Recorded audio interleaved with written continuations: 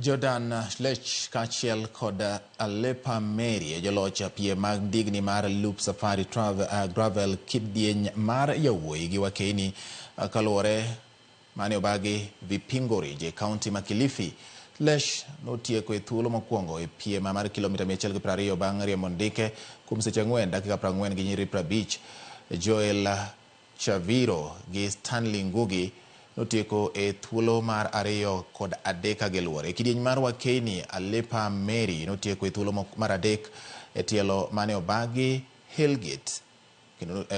Notieko e thuolo mar 3 e tielo mane obagi Hillgate e thuolo mokwongo bang' riembo ndike kuom seche 6 dakika 26 gi nyiri 16. Kendra Masige notieko e thuolo mar 2 ka thuolo mar 3 nokaw gi Monica Jelimo.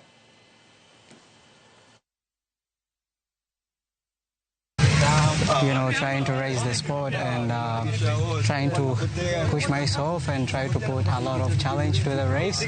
So basically the race has been really so cool, a bit hot, but that's racing and it has been really enjoyable. The course, the trains are I've been... Starting this series has been a game changer, I think, for cycling in Kenya. We've elevated the sport. We've elevated the concept of what a professional event looks like. And this is just the beginning, so it's really exciting. I think the ultimate goal really is to get thousands of Kenyans on their bike out experiencing the wondrous nature, but not from the back of a car, but on 2 wheels. Getting that adventure, getting that excitement, getting that fitness.